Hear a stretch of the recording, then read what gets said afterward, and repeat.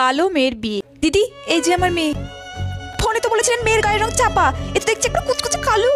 দিদি, আমার মেয়ে রূপে সরস্বতী না হতে পারে, কিন্তু গুণে একদম লক্ষ্মী।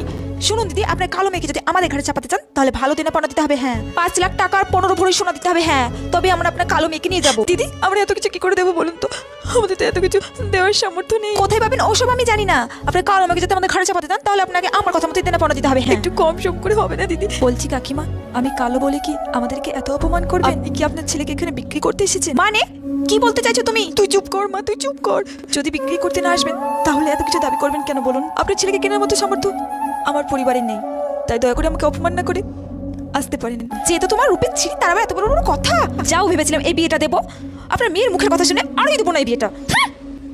এটি একদম বাস্তব ঘটনা। হরি হরি হরি হরি হরি। মা, ছি ছি ছি ছি, সকাল সকাল উঠে কালো মেয়ে মানুষের মুখটা আমায় দেখতে হলো। আজকে দিনটাই আমার কালো যাবে। আপনার চা এনেছিলাম, আমি ওই কালো মেয়ে মানুষের সাথে চা খাবো না। নেহাতি খোকা তোমাকে বিয়ে করে নিয়ে এসেছে তাই, নাহলে তোমাকে আমি ঘর ধাক্কা দিয়ে বাড়ি থেকে বের করে দিতাম। চলে যাও এখান থেকে, আমি চাটা কিছু খাবো না। হ্যালো মা। হ্যাঁ মনা, বল। কি হয়েছে মা, তুই কাঁদছিস কেন? আমার গায়ের এই কালো রঙের জন্য শাশুড়ি মা আমাকে উঠতে বসতে কথা শোনাচ্ছে। আমার হাতে এক গ্লাস জল পর্যন্ত খান না। মা, আমি আর এই বাড়িতে থাকতে পারছি না। মা, আমি তোমাদের কাছে চলে আসছি। না না মা, তুই এখানে আসিস না, তুই তো সবই জানিস মা। আমার গায়ের এই কালো রঙের জন্য শাশুড়ি মা আমাকে উঠতে বসতে কথা শোনাচ্ছে। আমার হাতে এক গ্লাস জল পর্যন্ত খান না। মা, আমি আর এই বাড়িতে থাকতে পারছি না। মা, আমি তোমাদের কাছে চলে আসছি। না না মা, তুই এখানে আসিস না, তুই তো সবই জানিস মা।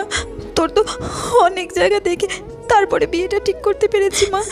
তোর বাবার শরীরটা ভালো নেই, তারপরে তুই যদি আসিস, তুই তো বুঝতেই পারছিস মা, তোর বাবা তোকে কত কষ্ট করে বিয়েটা দিয়েছে। শোন মা, তুই একটু মানিয়ে নিয়ে থাক মা, দেখবি আস্তে আস্তে সব ঠিক হয়ে যাবে। আমি তো জানি তোর শাশুড়ির তোকে পছন্দ ছিল না, কিন্তু জামাই তো তোকে পছন্দ হয়েছে মা, সেই জন্য তো বিয়েটা দিয়েছি বল। মনে শোন, একটু মানিয়ে নিয়ে কষ্ট করে থাক, দেখবি আস্তে আস্তে সব ঠিক হয়ে যাবে।